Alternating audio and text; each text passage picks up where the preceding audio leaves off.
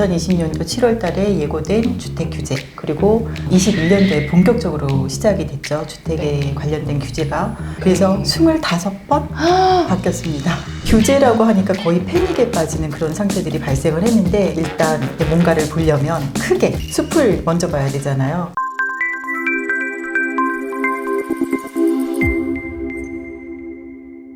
네, MPATV 강다영입니다. 안녕하세요. 김윤희 대표님 오셨습니다. 안녕하세요. 네.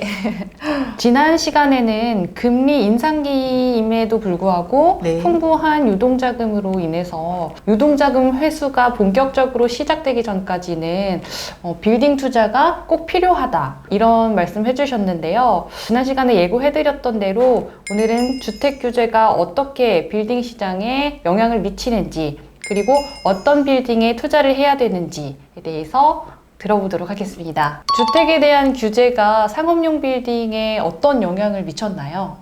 네, 지난 시간에 2020년도 7월 달에 예고된 주택 규제, 그리고 21년도에 본격적으로 시작이 됐죠. 주택에 관련된 규제가. 그런데 과거 주택에 관련된 규제가 몇 번이나 바뀌었는지 혹시 세보셨어요? 셀 수 없이 바뀌지 않았나요? 네, 그래서 25번 바뀌었습니다. 어... 그런데 뭐가 이제는 어떻게 바뀌었는지도 세무사님들도 헷갈리세요. 그래서 양포 세무사가 나올 정도인데, 특히 주택에 관련된 규제들을 집중적으로 내보내다 보니까 어떨 때는 규제가 너무 과도하다라는 얘기까지 나올 정도예요. 그래서 투자하시는 분들이 규제가 너무 많이 나오다 보니까 수렁에 빠진 것처럼 늪에서 헤어나오지 못하고, 규제라고 하니까 거의 패닉에 빠지는 그런 상태들이 발생을 했는데, 네. 일단 이렇게 뭔가를 보려면 크게 숲을 먼저 봐야 되잖아요. 그래서 주택하고 상업용 부동산에 관련된 두 가지 파트로 나눠서 그냥 아주 큰 틀로 바라보겠습니다. 주택하고 상업용 부동산을 나눠서 제가 표를 한번 띄워드릴게요. 규제라고 하면 우리가 단순하게 세금에 대한 규제가 있는 줄 알지만 실제적으로는 대출 규제도 같이 들어갑니다. 보통 부동산 투자를 하게 된다면 레버리지 투자가 기본이잖아요. 네, 그렇죠. 전세 자금도 레버리지 투자입니다. 이게 은행 대출만 레버리지가 아니라 임차인을 받아서 그 전세금으로 투자 자금을 마련을 하는 것도 레버리지 투자예요. 그런데 대출 규제에 딱 들어갔을 때 레버리지 투자를 완전히 다 막아버렸죠. 투자의 기본 수익률이 잘 나오려면 자기 자본 약간, 그리고 레버리지 일으켜서 최대치의 수익률이 나오게끔 빠져나올 때, 매각하고 빠져나올 exit 전략을 세울 때 결국은 자기 자본 대비해서 투자 수익률을 구하는 건데, 자, 대출을 다 막았어요. 주택은 보시면 15억 이상 아파트 대출 전면 규제가 이루어졌습니다.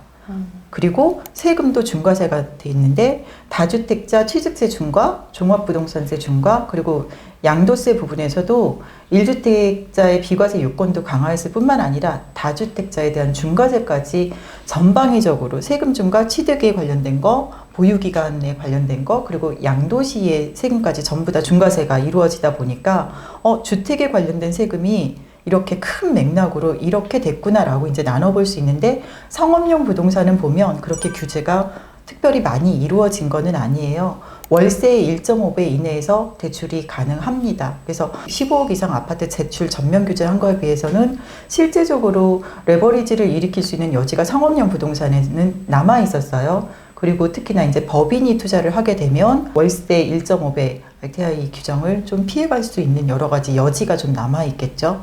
근데 큰 자금들을 움직이는 곳들은 법인으로 좀 많이 움직이기 때문에 법인 입장에서 봤을 때는 주택에 대한 대출 전면 규제 못하니까, 대출 전면 규제 때문에 못하니까 상업용 부동산으로 와야 되는 이유들이 충분했고요. 그리고 취득세 4%를 그대로 유지하고 있습니다. 물론 농토세 주민세까지 합하면 4.6%가 되긴 하지만 실제적으로 상업용 부동산은 취득세율이 중과세가 아니에요. 그대로 기본 세율입니다. 4%가. 그리고 토지분에 대한 종부세예요. 그러니까 종부세는 원래 뭐 토지에 당연하게 있는 거니까 건물에는 종부세 없습니다. 그래서 종부세 부분에서도 그냥 기존에 있던 거 그대로, 그다음에 양도세도 기본 세율이 6%에서 과표 구간 따라서 다르긴 하지만 6%에서 45%가 기본 세율인데 이것도 변동된 거는 없어요. 그런데 이거를 아주 세밀하게 나중에 보면 요 큰 틀에서 봤을 때만 했을 때도 이렇게 규제가 주택에 과도하게 물려 있구나, 규제가 강화됐구나라는 건 바로 느끼실 수 있죠. 네. 네.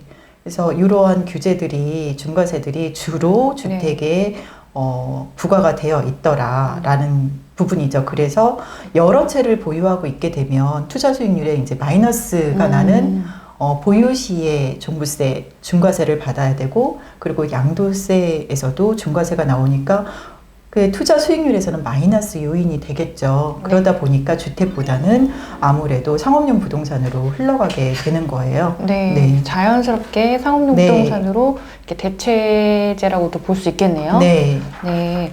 그러면은 세금 규제는 어느 정도기에 주택에 투자했던 자금이 상업용 빌딩으로 흘러 들어오게 된 건지, 세금 규제 부분에 대해서 네. 좀 설명 좀 해주세요. 세금 규제 부분을 조금 더 살펴볼게요. 그러면 네. 주택에 대한 세금 규제가 도대체 얼마나 강하게 들어갔길래 관리도 까다롭고 가만 놔두면 오르는 상황이었는데 네. 왜 그렇게 관리도 까다롭고 들어가는 비용도 만만치 않았던 상업용 빌딩으로 자금이 흘러갔는지를 볼게요.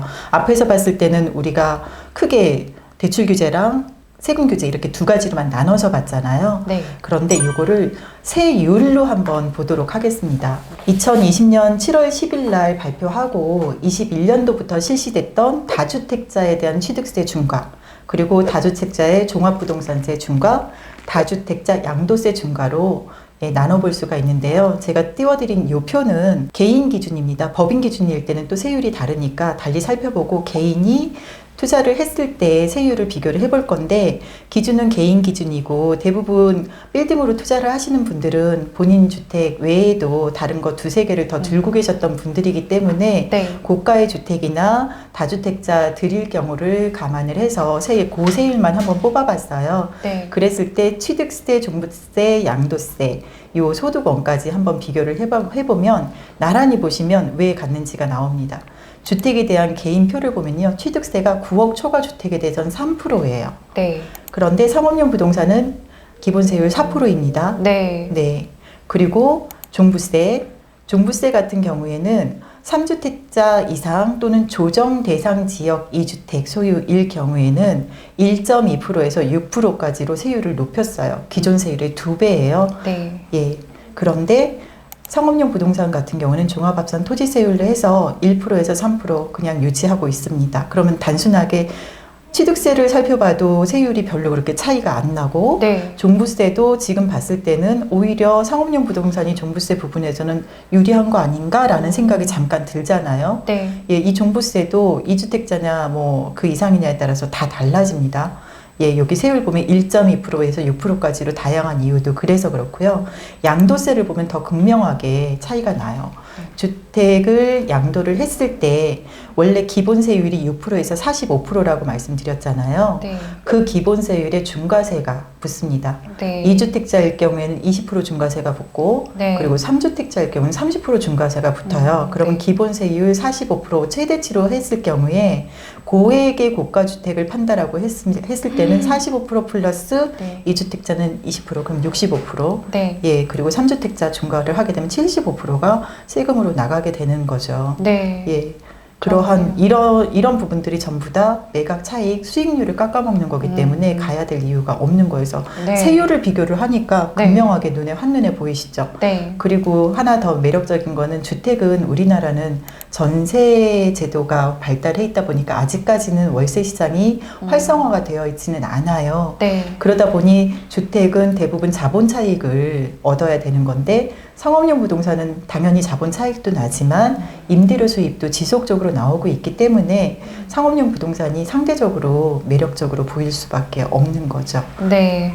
그래서 세율로 비교해도 다주택자한테는 불리한 조건들이니까 네. 큰 자금들이 움직이려면 결국은 상업용 부동산으로 흐를 수밖에 없다라는 네. 예, 그런 결론이 나오는데, 결정적으로 주택시장에서 상업용 부동산으로 자금 이동을 부채질하는 거는 요 보유 기간에 대한 종부세입니다. 네. 그러니까 취득세라던가 양도세 같은 경우는 일회성이잖아요. 네. 매입할 때 한 번 내시고, 그럴 수 있겠네요. 양도세는 또 매각할 때 한 번 내면 돼요. 증여도 마찬가지지만.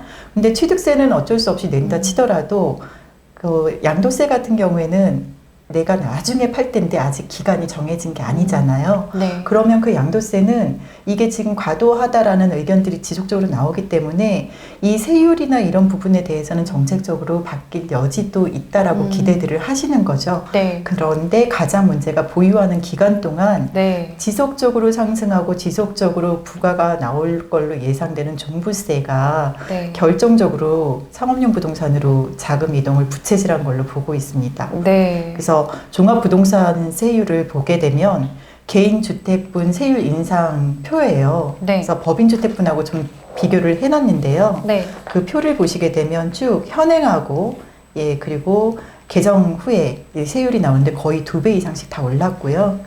그리고 법인을 보시게 되면 법인은 그냥 단일 세율로 가게 됩니다. 주택을 가지고 있을 경우에는 법인 단일 세율 3%, 그리고 2주택 이상이면 법인 6%로 바로 가게 돼요. 그래서 단일 세율이라는 건 구간이고 뭐고 이런 것도 필요 없어요. 개인한테 적용하는 그 구간별 세율하고 관계없이 법인은 단일 세율인데, 이 법인의 단일 세율이, 종부세 단일 세율이 무서운 게요.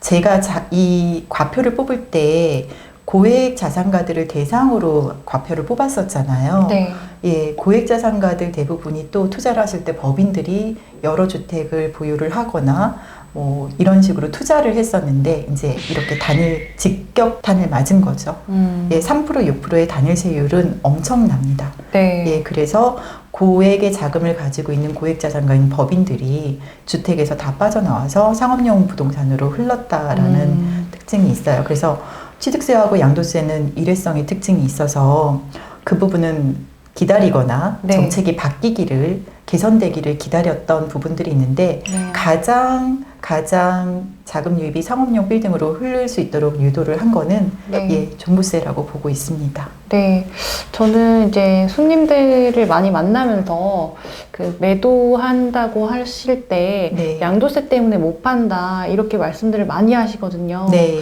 그런데 이제 양도세 중과도 문제지만 네.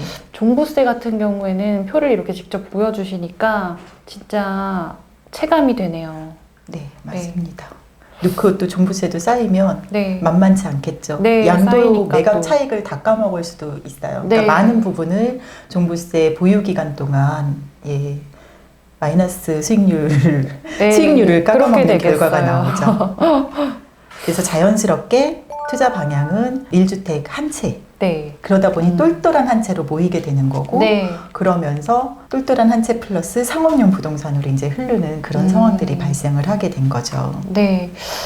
근데 상업용 부동산에는 근린생활시설인 빌딩도 있겠지만 네. 이제 주택이 섞여 있잖아요, 보통. 그렇죠. 네. 붉은색 건물인 게 좀 흔치 않은데 네.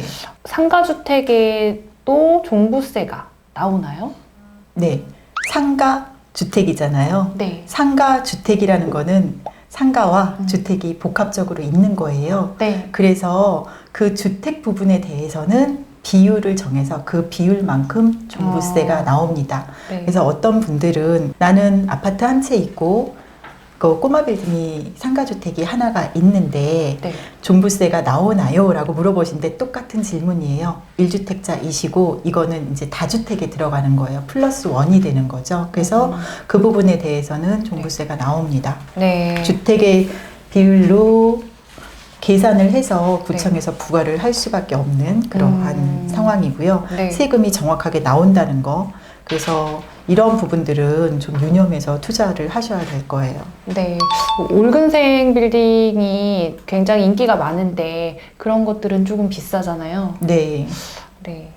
아무래도 지금 시류가 이러하다 보니까 과거에는 상가주택이라고 해서 주택이 끼어 있어서 조금 더 저렴하게 판다라던가 아니면 전체가 근생이라서 조금 더 받아야 되겠다라는 이런 개념은 없었어요. 그런데 그 제도가 바뀜으로 인해서 상가주택을 보유하고 있으면 이제 다주택자가 되다 보니 네. 종부세 중과가 나오다 보니까 이제 어떤 현상들이 벌어지냐면 주택으로 있던 부분들을 상가를 근린생활시설로 전환을 해서 그렇게 바꾼 다음에 재매각이 나오는 경우들도 있고요. 네. 머리 아프니까 아예 난 다 돼 있는 거를 사야 되겠다라고 하시는데, 자 이제 머리가 아프니까 다시 나는 다 돼 있는 걸로 사야 되겠다고 하면 제값을 다 주고 사야 되는 거예요.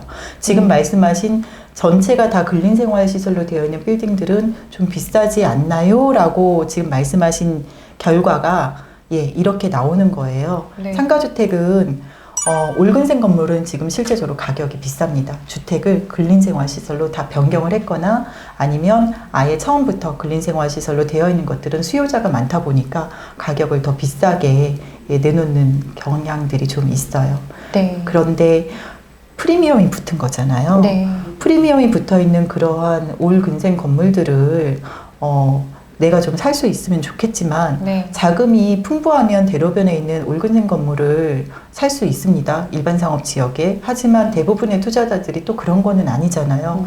뭐 상가주택이라서 투자 대상에서 빼고 뭐 세입자가 들어있어서 명도하기 어려워서 용도 변경을 못하니까 빼고 하면은 실제적으로 살 수 있는 건물들이 그렇게 많지 않아요. 자금이 아주 많아서 전체 근생 건물을 사거나 상업용 빌딩을 사야 되는데 네. 그런 이거 빼고 저거 빼다 보면 남아있지 않기 때문에 이러한 부분들을 좀 바꿔서 할 수 있는 그런 것들을 좀 생각을 해서 투자를 해야 될 것 같아요. 네, 그래서 많이 나와 있는 매물들 중에서 네. 상가주택을 좀 중과세 없이 이렇게 네. 살 수 있다고 하면 참 좋을 텐데.